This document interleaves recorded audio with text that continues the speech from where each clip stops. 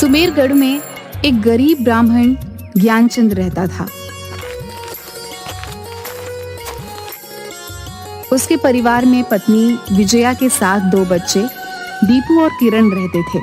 दीपू अभी 9 वर्ष का था और किरण दीपू से 4 साल बड़ी थी।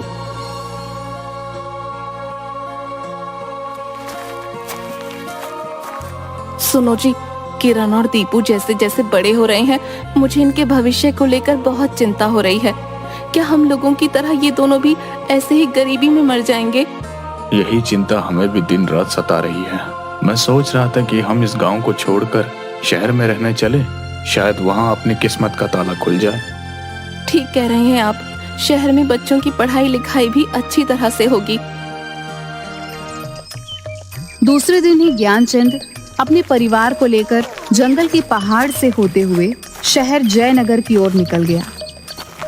जयनगर सुमेरगढ़ से वैसे तो 65 किलोमीटर की दूरी पर था, लेकिन जंगल पहाड़ के रास्ते से 27 किलोमीटर पड़ता था।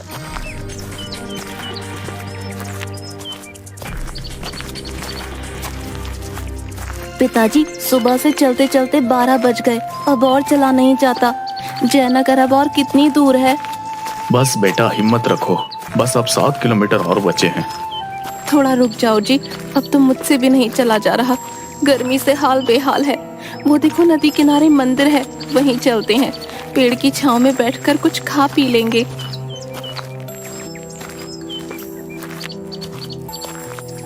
वे लोग मंदिर के पास जाकर खाना खाने लगते हैं।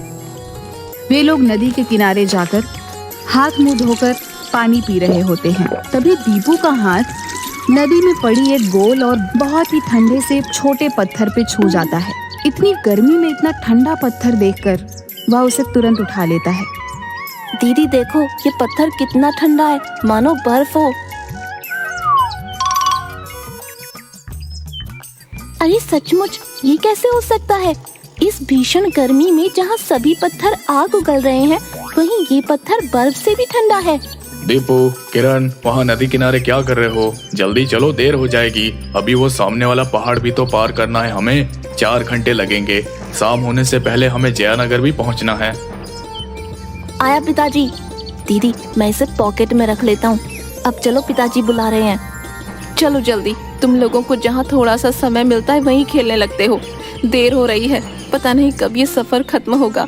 जंगल में जंगली जानवरों से डर भी लगता है। चलो अब देखता हूँ कि मुझसे पहले पहाड़ के पास कौन पहुँचता है। अरे रुको, हे जी आप ही रोकिए उन्हें। इस जंगल में दौड़ लगा रहे हैं, कहीं कुछ हो गया तो यहाँ कोई वैद्य भी नहीं मिलेगा। अरे भाग्यवान, तुम बेकार में डरती हो।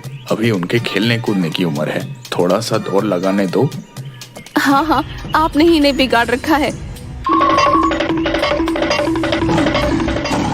जी वो देखिए, शेर, बच्चों को बचाइए।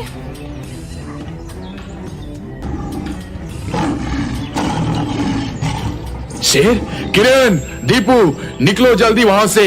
बच्चों भागो वहाँ से। हे भगवान, हे प्रभु, मैंने आज तक जाने अनजाने में कोई भी पाप नहीं किया है। मेरे बच्चे को बचा लो। मैं 16 सोमवार इसी मंदिर में नंगे पैर आकर नारियल फोड़ूंगी। किरण जोर जोर से रोने लगती है। ज्ञानचंद को कुछ भी समझ नहीं आ रहा होता है कि वह क्या करे। वह लगातार चिल्ला चिल्ला कर शेरों को अपनी ओर आकर्षित करने का प्रयास कर रहा था। तभी एक शेर किरण के ऊपर उछलता है, लेकिन इसी बीच दीपू शेर के मुंह पर एक घूसा मारता है। घूसा लगते ही शेर वहीं ढेर हो जाता है। दूसरा शेर दहाड़ते हुए दीपू पर अटैक करता है, लेकिन दीपू उसका पूंछ पकड़कर उसे नचाकर बहुत दूर तक उछाल देता है। फिर पास में बेहोश शेर का भी पूंछ पकड़कर घुमाकर दूर फेंक देता है। न जाने उसमें इतनी फुर्ती और शक्ति कहाँ से आई। यह सब देखकर ज्ञानचंद भी अचंभित हो जाता है। उठो विजया, देखो बच्चे सुरक्षित हैं। मेरे बच्चों, सब ठीक है ना? हाँ पिताजी, दोनों शेर को भगा दिया। हे भगवान, आपका लाख लाख शुक्र है जो आपने हमारी रक्षा की। विजय और ज्ञानचंद इस घटना को भगवान का चमत्कार मानकर वहां से चल देते हैं।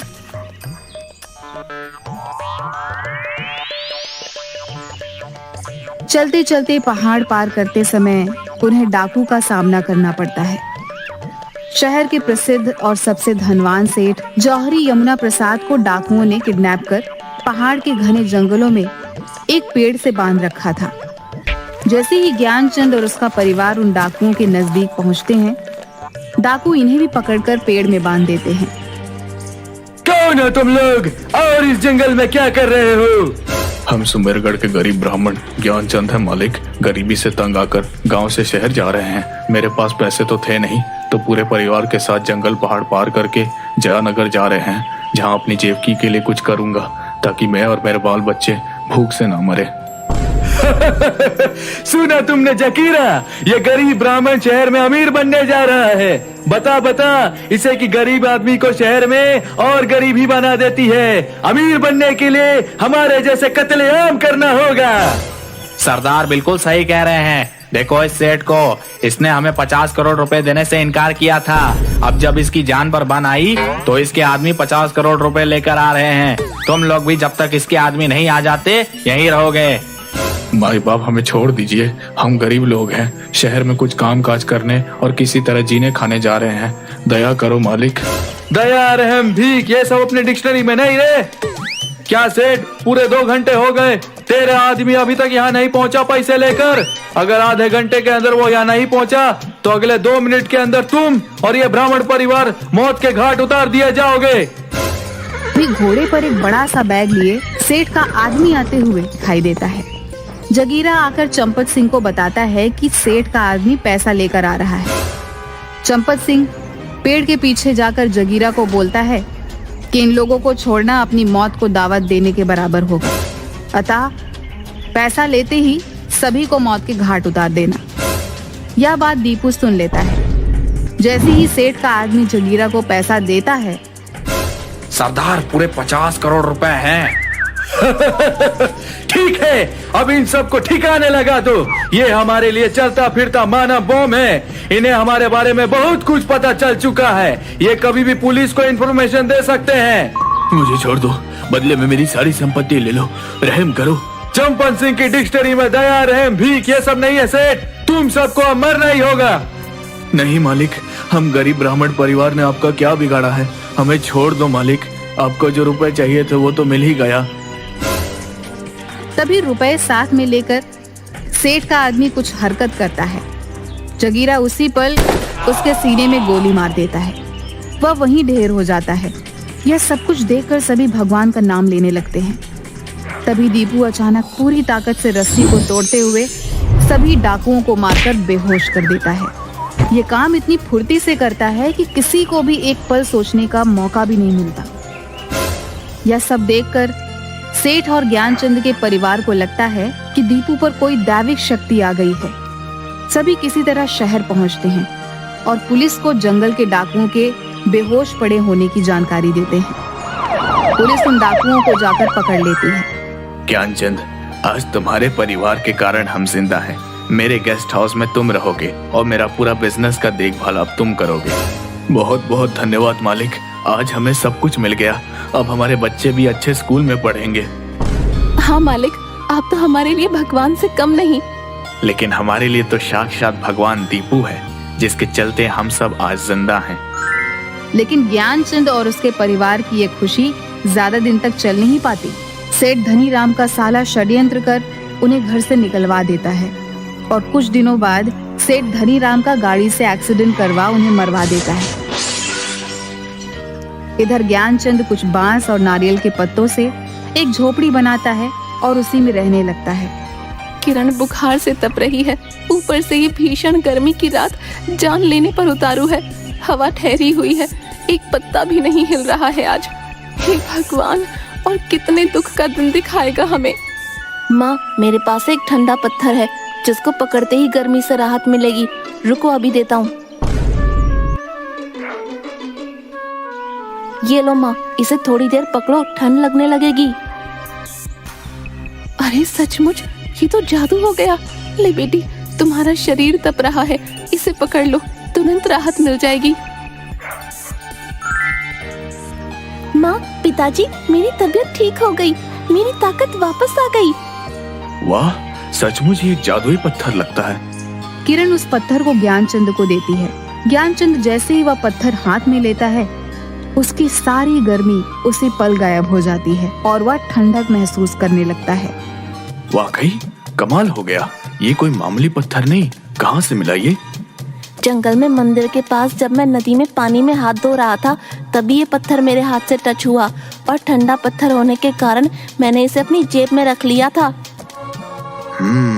इसमें जरूर कोई शक्ति है। ये लो बेटा, इसे अच्छे से रख दो, बड़ा कीमती पत्थर है ये। जंगल वाले मंदिर से याद आया कि जब बच्चों को शेर ने घेर लिया था, तभी मैंने 16 सोमवार को नारियल फोड़ने का व्रत लिया था। कल संयोग से सोमवार है, कल सुबह ही हम वहीं जंगल वाले मंदिर में चलेंगे। हे भाग्यवान, शायद हमारी दरिद्रता भी दूर हो जाए। अगले दिन सुबह सुबह ही देव अपने परिवार के साथ जंगल वाली मंदिर जाने के लिए निकल पड़ता है। अभी वह पहाड़ ही पार कर रहे थे, तभी दीपू के हाथ से वह पत्थर फिसल कर गिर जाता है। जैसे ही दीपू उस पत्थर को उठाने के लिए झुका, वह फिसल गया और एक छोटा सा पेड़ पकड़ लिया। लेकिन दीपू के वजन से वह पेड़ जड़ से उखड़ गया। तुरंत ज्ञानचंद ने दौड़कर दीपू का हाथ पकड़ लिया। अरे, ये पेड़ की जड़ के नीचे क्या चमक रहा है? अरे माँ, ये तो सोने के गहने और रुपए हैं। बाप रे, इतना सारा रुपया और इतने सारे गहने। अच्छा, तो वो डाकू अपना सारा खजाना यहाँ छुपाता था। बच्चों, अब हमारी जिंदगी अच्छे से बीतेगी। चलो घर चलते हैं। सभी लोग जाकर नदी में स्नान करते हैं। स्नान करते समय ही दीपू के पॉकेट से वह पत्थर गिरकर धारा के साथ न जाने कहां बहकर चला जाता है। दीपू बहुत रोता है, लेकिन विजया और ज्ञानचंद समझाते हैं कि वह कीमती पत्थर अब किसी दूसरे जरूरतमंद की मदद करने के लिए चला गया है। फिर वे लोग मंदिर में जाकर नारियल फोड़ते हैं। उसके बाद लौटते समय बोरों में भरकर सारे गहने और रुपए लेकर जयनगर पहुंचते हैं। ज्ञानचंद उन पैसों से एक घर खरीदता है और एक होटल खोल देता है और हर उस गरीब की मदद करता है जिनका कोई नहीं है। वह गरीबों को खाना खिलाते हुए बहुत से पुण्य का काम करते हैं और इसी तरह हंसी खुशी वह अपना जीवन बिताने लगते हैं।